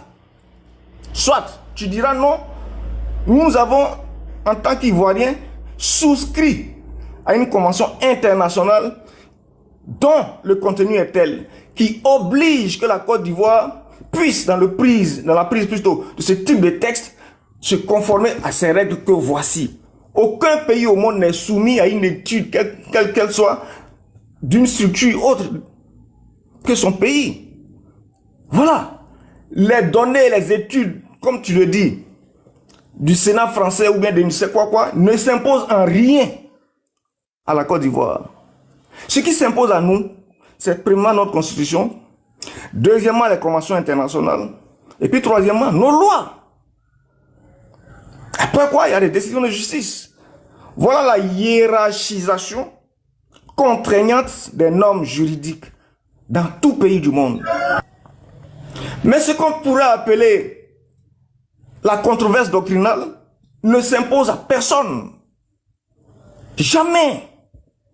Et ça, si tu ne sais pas, c'est que tu n'as pas un être rigoureux sur des questions d'ordre juridique. Non. Je reviens pour dire, il faut bien le comprendre. Dans le cas de la Côte d'Ivoire, dans le cas de la France, dans le cas de l'Allemagne, des États-Unis, celui qui initie une loi met dedans ce qu'il veut, sauf si il y a une disposition qui contrarie la Constitution ou une loi organique en vigueur dans ce domaine. Si tu ne peux pas me montrer une disposition de la Constitution qui dit qu'on ne peut pas mettre ça dans la loi, comment dire, d'amnistie. Si tu ne me montres pas une loi organique qui me dit non, attention, si en Côte d'Ivoire, une loi organique doit être plutôt une loi d'amnistie ou, à tout le moins, une ordonnance d'amnistie doit être prise, il faut que de tels éléments y figurent obligatoirement. Voilà ce qui est contraignant. Donc, l'initiateur d'une loi en Côte d'Ivoire, aussi longtemps qu'il n'est pas en violation d'un texte contraignant, garde toute sa liberté de prescrire au-dedans de ce texte les limites qu'il veut s'imposer. C'est tout. Ce que tu chantes là, non, voilà le Sénat français, c'est ce que toi tu appelles souvent des sources. Non, mais ça, c'est pas des sources. C'est du divertissement que tu fais. Voilà. Soit on est dans le domaine rigoureux, parce que vous voulez imposer à la Côte d'Ivoire une rigueur juridique. Alors, allons-y dans le sens de la rigueur juridique. Mais ne vous fiez pas à des opinions de quelque organe que ce soit d'un pays étranger, même si c'est une opinion d'un organe ivoirien, du moment que cette opinion n'a pas été transformée en loi, elle ne s'impose à aucun organe législatif. Aucun. Voyez-vous, il y a ici, sur certaines questions d'ordre interne, il y a plusieurs sachants qui ont eu des débats controversés, des débats contradictoires, mais au final, on a dû recourir au seul organe qui a compétence pour arrêter le débat par une décision contraignante pour tout le monde. Si vous ne vous rendez pas rigoureux intellectuellement sur ce genre de procédé, c'est votre problème. On ne vous suivra pas partout où vous allez. On restera focus, conforme, ferme à l'autorité qui s'établit au-dessus de nous et à ce qu'elle a pouvoir de faire. Voilà ce que je vais te dire. Il faut bien le comprendre. Et je te le répète, une loi d'amnistie cadre des faits pour lesquels des personnes sont individuellement poursuivies. Je dis bien individuellement poursuivies. Par conséquent, dans son essence même, la loi d'amnistie est individuelle. Même si elle regroupe des personnes dans un cadre, pour pouvoir les élargir, même si elle regroupe des personnes dans un cadre, il faut savoir que chacun a sa situation individuelle. Donc on peut en extraire des gens. Ils ne sont pas liés.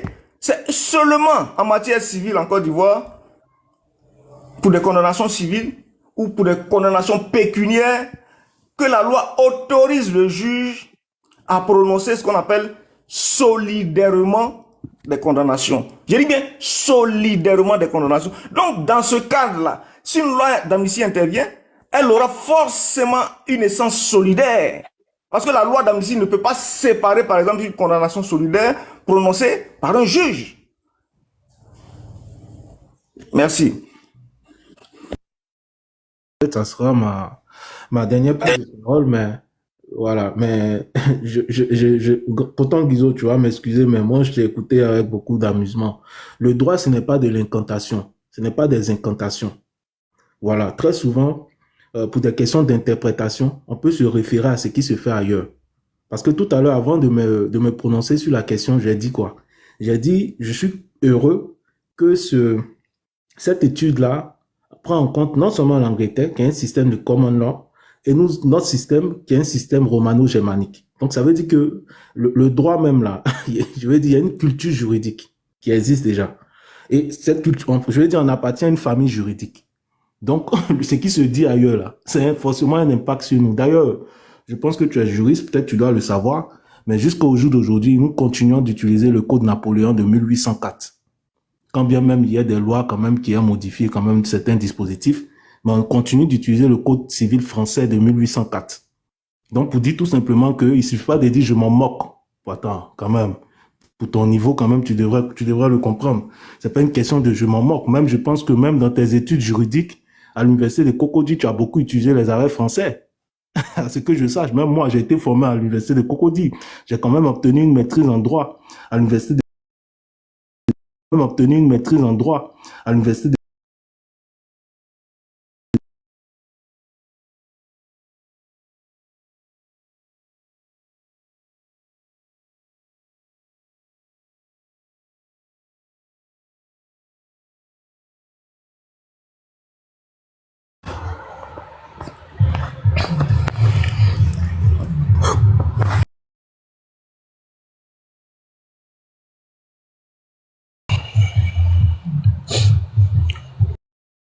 je sais pas, de détruire les biens d'autrui.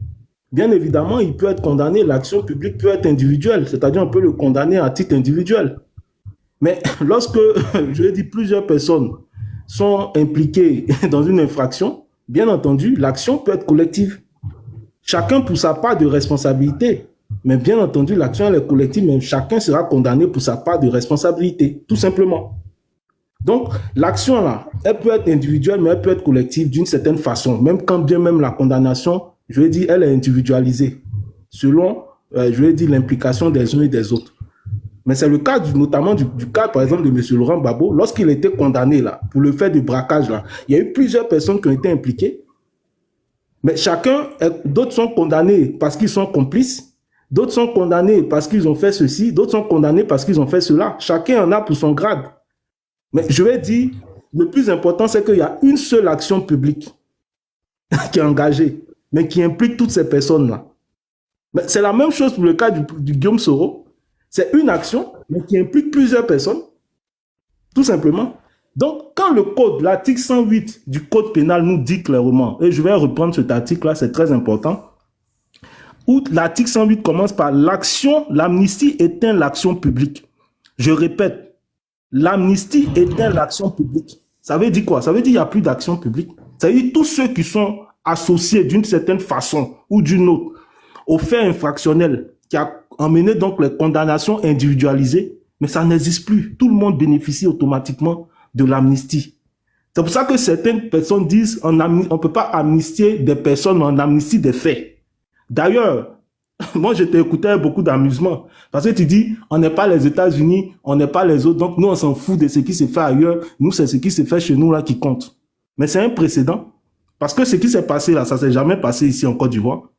Parce que concernant la première loi d'amnistie que le président Laurent Gbagbo avait pris à l'époque, pour le cas donc de la rébellion, mais ça, je veux dire, l'amnistie était générale, en conformité avec ce qui se fait partout dans le monde, en accord avec le rapport que je viens de montrer. Alors, je vais reprendre, je vais relire la partie qui nous dit, alors, c'est très important, on nous dit, dans tous les pays étudiés, les remises de peines collectives sont accordées par le Parlement et non par le chef de l'État.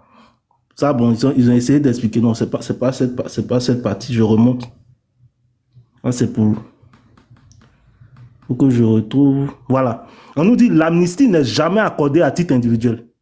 Conformément à ce que toi tu as dit ici. Puis toi tu dis que l'amnistie est accordée à titre individuel. C'est toi seul qui sais.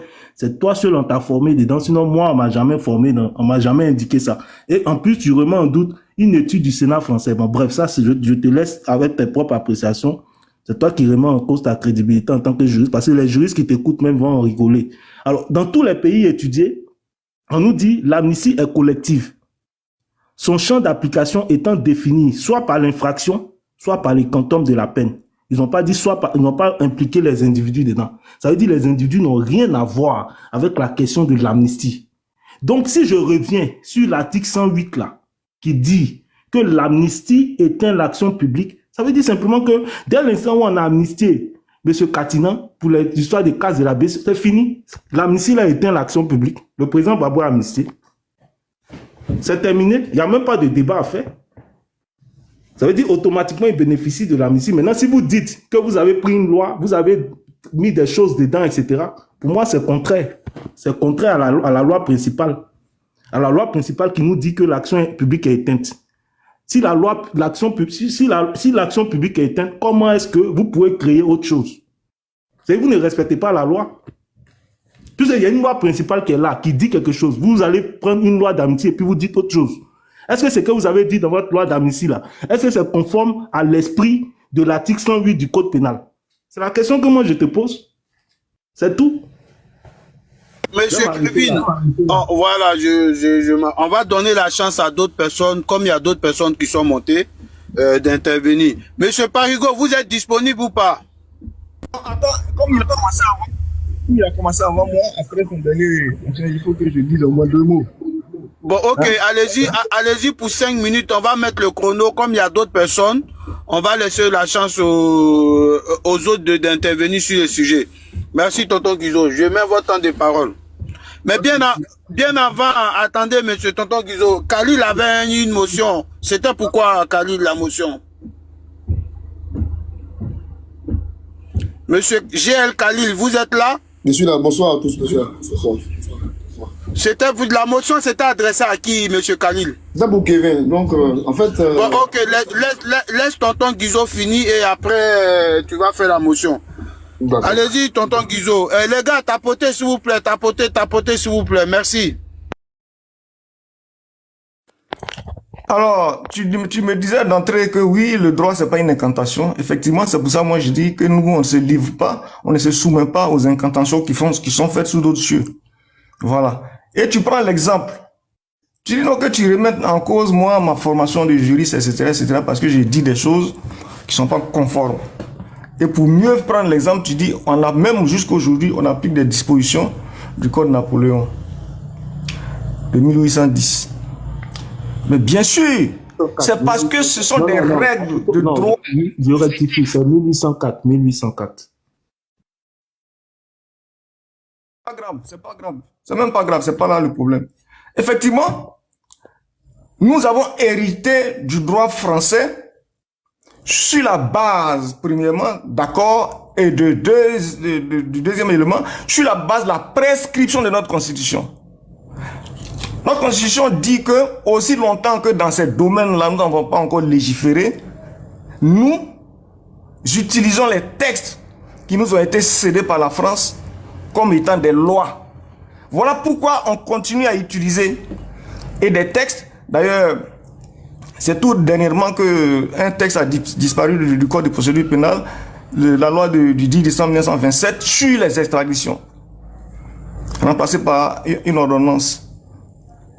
Bien avant ça, plusieurs textes ont été modifiés dans le Code civil, mais je veux dire, ils sont des textes applicables, ce sont des lois. Non, non, non. C'est pas des incantations, justement, c'est des lois dont je parle. Et mieux, tu parles de, oui, tu as fait l'université de Cocody-sur-Remo. Moi, je t'ai jamais dit que j'ai fait l'université même d'ailleurs. Je n'en ai jamais fait. Mais ce que je voulais te préciser, c'est quoi? C'est que c'est sur la base de cet accord et de ce principe qui est aujourd'hui repris par notre code, plutôt par notre constitution en article 183, que nous continuons à faire usage de ces textes-là et nous en faisons usage comme étant des textes de loi qui s'imposent à nous. Oui, dans le domaine du droit administratif, c'est les arrêts, puisque c'est un droit essentiellement jurisprudentiel, il n'y a pas de code administratif. Et donc la Côte d'Ivoire a émis ses propres règles, a émis ses propres arrêts, qui certains même contredisent les arrêts français. C'est pour dire qu'on ne fait pas forcément ce que la France fait. Chez nous aussi, on prend aussi nos propres textes, on fait ce qu'on a fait.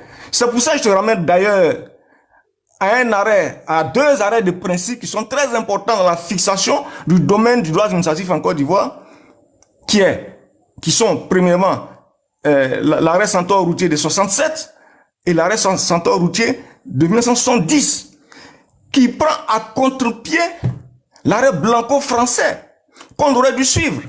Les deux arrêts encore qui prennent le contre-pied du bac et qui sont des arrêts qui fixent des principes. Mais la Côte d'Ivoire n'a pas dit, puisque c'est la France qui les a fixés, nous on les suit.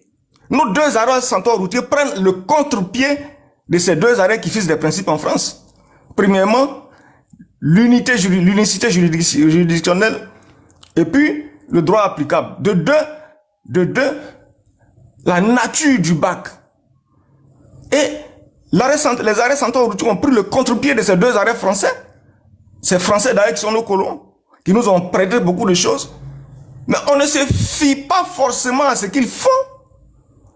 Donc quand on a des textes chez nous ici, et que les textes là, nous les prenons selon notre convenance, ne me prenez pas ce que les gens disent qu'ils auraient fait comme étude d'ailleurs. Aussi longtemps que, je dis bien que aussi longtemps qu'il n'y a pas une norme internationale ou nationale qui nous impose le respect de cette étude-là, monsieur. Si toi aussi qui dis tu as eu ta maîtrise à Cocody, en droit, que si tu ne le sais pas, si tu ne sais pas ce qui s'impose à nous sur notre territoire, ce sont des normes qui ont été dictées et qui ont un caractère obligatoire, contraignant. Si tu ne le sais pas, c'est que c'est pas la peine. Voilà. On ne dit pas une fois, non, les sénateurs français, quelque part, ils étaient assis, ou bien des professeurs de droit français se sont assis, ils ont dit une chose, donc automatiquement, nous, en Côte d'Ivoire, ça nous tient comme obligation. Mais tu as vu ça où? Tu as vu ça où? Voilà. Et je voudrais bien dire, c'est vrai, sur cette question, je t'ai déjà dit, peut-être que quand tu vas quitter le panel, tu vas aller étudier pour te mettre à jour. Mais c'est pas grave, j'insiste dessus. Il faut reprendre le code pénal, lis-le dans la partie générale. Tu vas comprendre qu'il n'y a pas de collectivisme en matière de poursuites pénales. Les poursuites pénales sont individuelles, même si on les fait contre des gens regroupés quelque part. Elles ont un caractère individuel. Aucun juge pénal n'a jamais condamné solidairement au pénal des gens en Côte d'Ivoire. Chaque personne, même si on vous regroupe pour un même fait, on vous appelle un à un. Et puis on dit à chacun sa peine. Le juge n'en a pas le pouvoir en Côte d'Ivoire, sauf en matière civile ou en matière de condamnation pécuniaire. que le juge peut solidairement prononcer une condamnation. Il n'y a pas de poursuite collective en matière pénale et il n'y a pas de condamnation en matière pénale, collective en matière pénale. Vous avez l'illusion de l'optique qui voit que quand on prend les gens ensemble pour le même fait qu'on les regroupe devant le juge, pour vous collectivement, par méconnaissance, par inattention intellectuelle, vous pensez que c'est une poursuite collective. Il y a pas de poursuite collective. Disons, il faut chuter en 1 minute, s'il vous plaît. Merci. Voilà, donc, même quand vous regardez les actes de poursuite, tels que déposés par le procureur de la République, par le ministère public devant le juge, chacun son nom est graissé plutôt égrené à titre individuel, selon ce que le magistrat lui reproche. Individuellement, jamais collectivement. Merci. Merci. 1, 2. Bonsoir. Fais monter Daouda, s'il te plaît. Bonsoir à tous les panélistes. Bonsoir à tous ceux qui sont sur ce panel. Tous nos illustres invités. Faites monter Daouda, s'il vous plaît. Merci beaucoup. Moi, ce que j'ai remarqué un peu avec Tonton Guizot, c'est que Tonton Guizot, il va trop loin dans certaines choses. Tu sais, Tonton Guizot, il y a certaines choses, on va pas loin. Pour déconstruire l'adversaire, on va pas trop loin. Bonsoir, monsieur Kevin. Est-ce que vous êtes là, monsieur Kevin? Est-ce que vous pouvez ouvrir votre micro, notre docteur en droit, monsieur Kevin? Est-ce que vous êtes là, monsieur Kevin? Est-ce que monsieur Kevin est là? Voilà. Bonsoir, monsieur Kevin. J'aimerais savoir... Ok, monsieur Kevin, le président Alassane Ouattara prend une ordonnance d'amnistie. Et dans cette ordonnance, il dit, sont exclus ceux qui sont en procès à la CPI, sont exclus les forces armées, c'est-à-dire les militaires qui ont combattu. Je vais poser une question. Cette amnistie, elle est légale ou pas?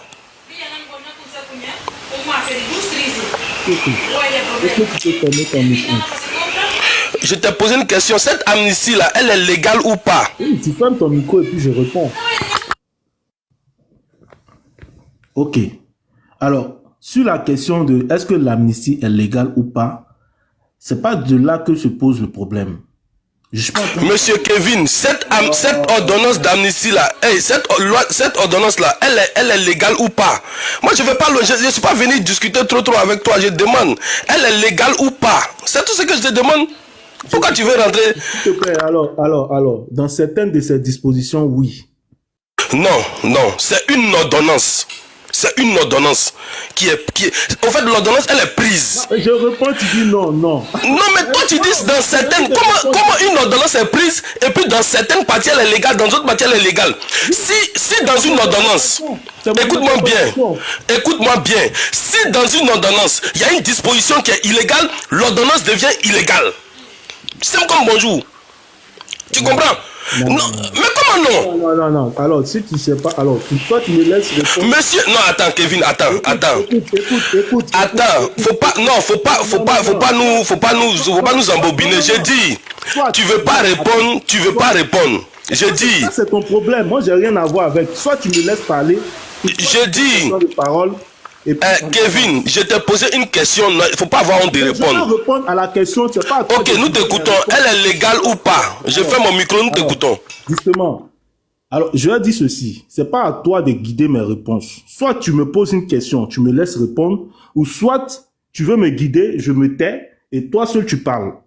Voilà, et je n'apprécie pas ça.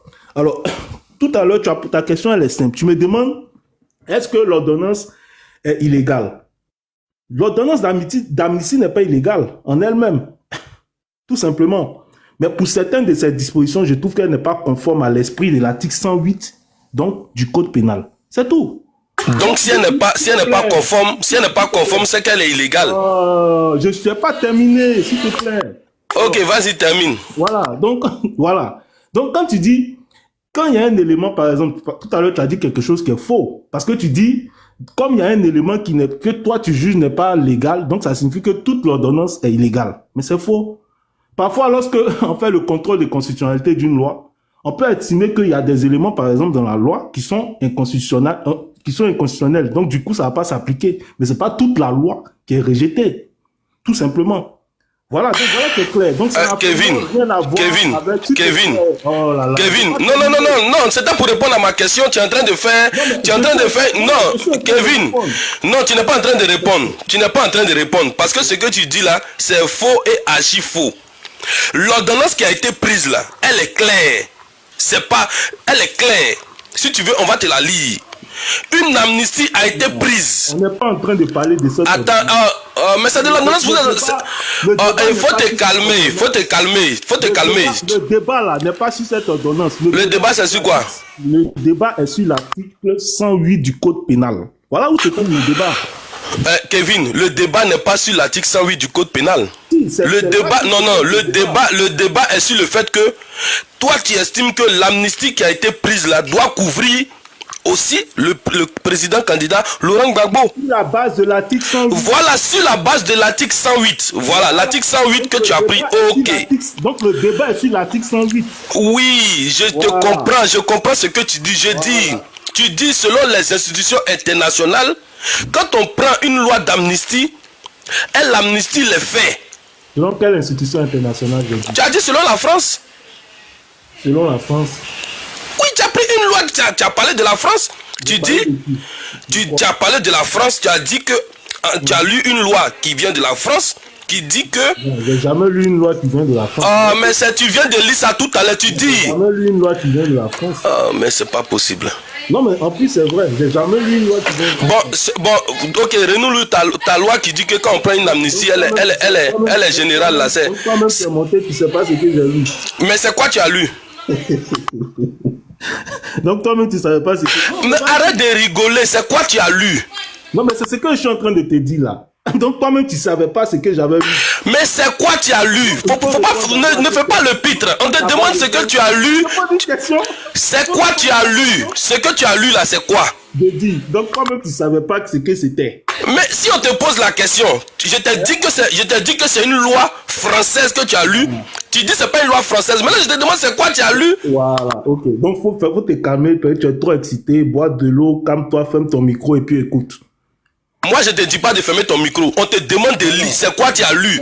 Quand tu prends la parole, tu veux forcément dire autre chose. C'est quoi tu as lu? Allons sur le débat. Ferme ton micro. Mais on te pose la question, tu dis faut fermer ton micro. C'est quoi tu as lu? Écoute, tu n'es pas en train de... Est-ce que quand moi je parle là, je te demande de fermer ton micro? Non, il faut fermer ton micro. Tu n'es pas en train de... Bon, je ferme pas mon micro. C'est quoi tu as lu? Bon, quand tu seras prêt à fermer ton micro, je vais continuer. Bon voilà, donc si tu n'as rien à dire, ferme ton micro aussi. Parce que tu ne dis rien. Voilà, tu penses que moi je vais rester là à débattre avec toi comme tonton Guizot, il va te dire non, tu vas venir répondre. Ton jeu que tu es dedans là, moi je suis pas dedans hein. Voilà, et là je viens de prouver devant tout le monde que tu faisais que du flafla. Tout ce que tu racontais c'est du flafla. Parce que tu ne peux pas répondre. La loi, l'ordonnance d'amnistie que le président Alassane Ouattara a prise là, on te pose la question simple. Est-ce qu'elle est légale ou illégale? C'est tout ce qu'on te demande. Mais tu ne peux pas répondre. Non, il y a des parties où elle est légale, il y a des parties où elle est illégale. Mais automatiquement, ça fait crouler la loi d'amnistie.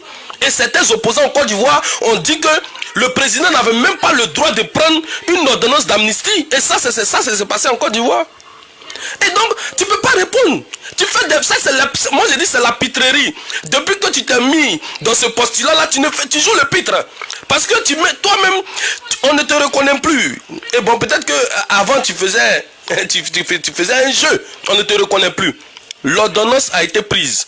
Si vous estimez que cette ordonnance est illégale, vous devez l'attaquer en justice. C'est simple comme bonjour. Mais, tant que cette ordonnance elle demeure, le président Laurent Gbagbo ne sera pas sur la liste électorale et il ne sera pas concerné. Parce que c'est le président qui a pris cette ordonnance d'amnistie. Ce n'est pas venu du Parlement.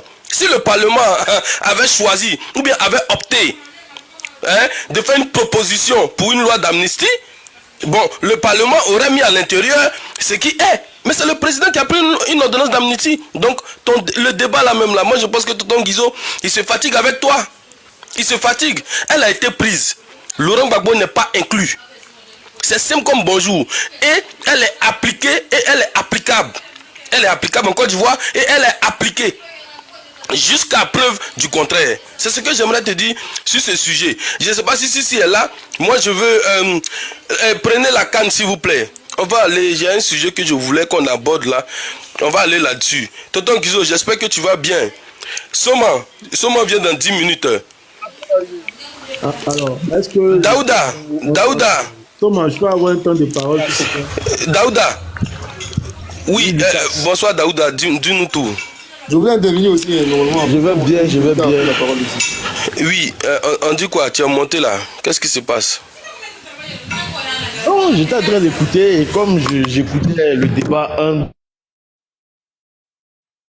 toi, Kevin, tonton Guizo, concernant la loi d'amnistie, voilà, j'avoue que j'ai bien envie que tu puisses, avec toute ta magnanimité, ta gentillesse, baisser le son de ton micro un peu seulement pour que Kevin nous explique. Parce que moi, personnellement, comme toi, je trouve un peu incongru en fait que tu dises que quelqu'un qui a pris une loi, il y a une partie qui est bien, il y a une partie qui n'est pas bien.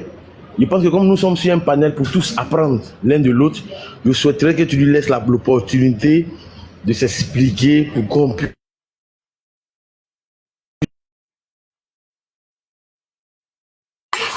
Ton micro, ça coupe, ça coupe un peu. Hein. Quand tu parles là, ça coupe.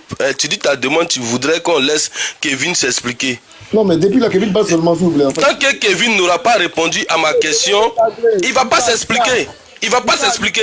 Tant qu'il ne répond pas à ma question, il va pas s'expliquer. Ou bien soit, il va partir sur un panel, un PDCI, Tiamis, pour aller raconter ses bobas. C'est pas ici. Parce que ici, il peut pas venir embobiner les gens. Non, on va pas te laisser faire ça ici. Soit tu réponds pas, mais si tu ne réponds pas, tu ne vas pas te prononcer sur ce sujet-là encore. Voilà, tu ne vas pas te prononcer là-dessus. Voilà. Ou bien soit tu t'en sur un panel Tiamis pour aller faire la propagande là-bas. Ici, ça passe pas. Voilà, ici, ça passe pas. Voilà. Lucas, vous m'entendez? Vous m'entendez? Oui, je vous entends très très bien. On va évoluer dans le débat. Voilà, envoie un autre sujet. Parce que ça là, Kevin ne va plus se prononcer là-dessus. Tant qu'il ne me répond pas. Alors, Soma, permets-moi d'avoir 2 minutes rapidement, même si peut-être on va tourner là. Mais il t'a posé une question. Je t'ai posé une question. Tant que tu ne réponds pas là, il n'y a pas 2 minutes. Il n'y a pas 2 minutes. Tant que tu ne réponds pas à ma question, il n'y a pas 2 minutes. Voilà. C'est pas, ici, on n'est pas venu ici pour blablater. Il faut répondre. Tant que tu ne réponds pas, il n'y a pas 2 minutes. Je m'adresse même pas à toi. Voilà. Attends, je te fais parler, il n'y a pas de souci. Lucas, quelle est la question? J'ai dit, l'ordonnance d'amnistie que le président Alassane Ouattara a prise là, elle est légale ou elle est illégale? C'est tout ce que j'ai déposé comme question. Monsieur Kevin, vous pouvez répondre s'il vous plaît? Alors, Soma, merci, mais je demande qu'il ferme son micro, s'il te plaît. Il va fermer son micro, mais il faut répondre à la question, s'il te plaît. Là, on va évoluer parce qu'on peut pas... Soma, s'il te plaît, voilà. D'abord, je suis pas son enfant. Ok? Il n'a pas d'ordre à me donner. D'accord? Non, attends, s'il te plaît. Alors, on va évoluer. Non, je viens. Soma, s'il te plaît. Non, regarde, monsieur Kevin. Oh, voilà, quand il sera prêt à répondre là, tu vas le faire monter. Envoie le sujet, on va discuter. Ça là, on n'est plus dans ça là. Voilà. Il n'est qu'à pas faire ça sur le panel de Tiam là-bas. Voilà. Oui, GK, oui. Donner un peu de vie sur ce que je dis dans le